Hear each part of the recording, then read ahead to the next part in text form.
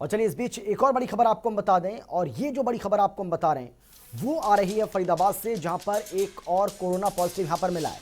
फरीदाबाद में एक और कोरोना पॉजिटिव मिला है, मरीज के परिवार वालों को क्वारंटाइन कर दिया है। तो फरीदाबाद में एक और कोरोना पॉजिटिव पाया गया है। एक मरीज की जो रिपोर्ट है वो पॉजिटिव आई है और फरीदाबाद में आंकड़ा बढ़ता हुआ। तो फरीदाबाद में एक और कोरोना पॉजिटिव मिला है, मरीज के परिवार वालों को क्वारंटाइन किया गया है। और फरीदाबाद में अब यह संख्या 15 हो गई है। हमारी संवाददाता पूजा शर्मा हमारे साथ मौजूद हैं ज्यादा जानकारी और बातचीत के लिए। पूजा, बताइए, दीजिए पूरी डिटेल, क्या है ये, किस तरीके से शख्स जो है वो कोरोना पॉजिटिव हुआ, क्या इसकी हिस्ट्री रही है?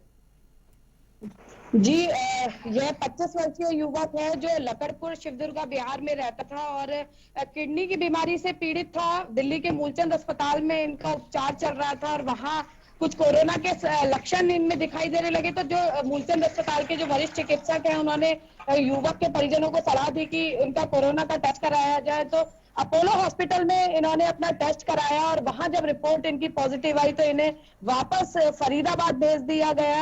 यहाँ पर जो फरीदाबाद के NH 3 नंबर में ESI हॉस्पिटल है जो स्पेशल कोविड-19 के लिए बनाया गया है, वहां पर इनका उपचार चल रहा है। जैसे ही स्वास्थ्य विभाग को यह सूचना मिली, जितने भी परिवार के लोग थे, जितने भी लोग संपर्क में आए, उनको चिन्हित किया गया, सभी को क्वारंटाइन कर दिया गया है। और हमारी सिविल सर्जन से इस बारे में विशेष बातचीत हुई थी और क्योंकि यह मामला जो है कई दिनों से जो आंकड़े थे कोरोना के 4-5 दिन से थमे हुए थे, स्वास्थ्य विभाग ये कह रहा था कि यदि यही हालात रहे तो आगामी 15 दिनों में फरीदाबाद पुनः रेड जोन से ग्रीन जोन में शामिल हो जाएगा, जिस तेजी के साथ यहाँ पर मरीज ठीक हो रहे हैं। लेकिन जिस तरह एकदम से ये मामला जब शाम को सामने आया तो स्वास्थ्य विभाग फिर से एक्टिव मोड पर आ गया है और क्योंकि मूवमेंट बढ़ गई है सड़कों पर, तो उसको भी कैसे नियंत्रण में लाया जाए, किस तरह से जो कोई मामला ना बढ़े, उसके लिए प्रशासन पूरी तरह से मुस्तैद है। जिला उपायुक्त से भी हमारी बात की, उन्होंने भी स्पष्ट रूप से कहा है कि क्योंकि गृह मंत्रालय के आदेश हैं उनको नजरअंदाज नहीं किया जा सकता, लेकिन कहीं ना कहीं इस पूरे मामले में जो छूट दी गई है और सड़कों पर, बाजारों पर आवागमन बढ़ गया है लोगों का, पुलिस की मुश्किलें खड़ी हो गई हैं, स्वास्थ्य विभाग की मुश्किलें खड़ी हो गई हैं और प्रशासन अभी से ही पूरे युद्ध स्तर पर यह तैयारी कर रहा है कि यदि कोई मामले एकाएक बढ़ते हैं तो उनसे कैसे निपटा जाए और लोग पैनिक ना करें। इसके लिए भी पूरी जागरूकता जो है प्रशासन अपने लेवल पर यहाँ पर फैला रहा है। बिल्कुल पूजा, क्योंकि ये बताने के लिए, क्योंकि सब ये बात जानते हैं कि फरीदाबाद जो है वो रेड जोन में है, लेकिन जिस तरीके से आप बता रहे हैं कि केंद्र सरकार की ओर से कुछ जो छूटें दी गई हैं, जो रियायत दी गई हैं, हरियाणा में भी उसको लागू किया गया है और उसका असर अब सड़कों पर भी धीरे धीरे दिख रहा है। हम आपके पीछे भी देख रहे हैं कि सड़कों पर किस तरीके से जो मूवमेंट है वो बहुत ज़्यादा हो रहा है। इससे पहले इस तरीके की जो तस्वीरें बहुत दिनों से हमने देखी नहीं थी। तो इसकी वजह क्या यही है कि जो छूट दी गई है उसी की वजह से लोग जो है वो घरों से बाहर निकल रहे हैं? जी बिल्कुल, फरीदाबाद रेड जोन में है और यहाँ पर लॉकडाउन भी घोषित है, लेकिन मैं दिखाना चाहूंगी कि यहाँ लॉकडाउन जैसा कुछ नजर नहीं आ रहा है।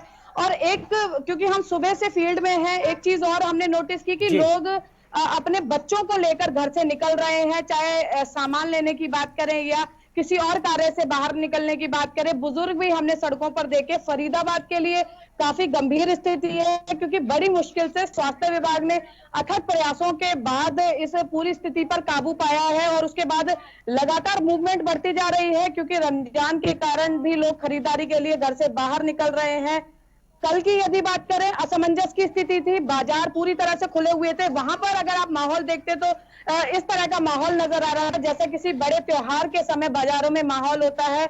जो लोग घर में बैठे हुए हैं, जागरूक हैं, वो कहीं ना कहीं उन्होंने यह सुनिश्चित कर लिया क्योंकि लोग अनावश्यक रूप से घर से बाहर निकल रहे हैं, तो शायद वो ये कह रहे हैं कि अब इस वक्त घर पर रहना बहुत ज्यादा जरूरी है क्योंकि लोगों को कहीं दिमाग में यह बात घर कर गई है कि जो छूट दी है इसका मतलब कहीं ये तो नहीं कि हम कोरोना पर काबू पाया गया है और अब हालात सामान्य हो गए हैं। बिल्कुल, बहुत शुक्रिया आपका पूजा इस तमाम जानकारी और बातचीत के लिए। लेकिन देखिए, बहुत बड़ी लापरवाही आप कर रहे हैं। अगर जिस तरीके से हमारी संवाददाता पूजा शर्मा यहाँ पर हमें जानकारी दे रही हैं कि अभी बच्चों को घर से बाहर निकाल रहे हैं, बच्चों को तो घर से बाहर आपको निकालना ही नहीं है। बच्चे और बुजुर्ग इन दोनों को घर से बाहर नहीं निकलना है। ये केंद्र सरकार की ओर से पहले ही कह दिया गया है और इसका सख्ती से पालन आपको करना चाहिए।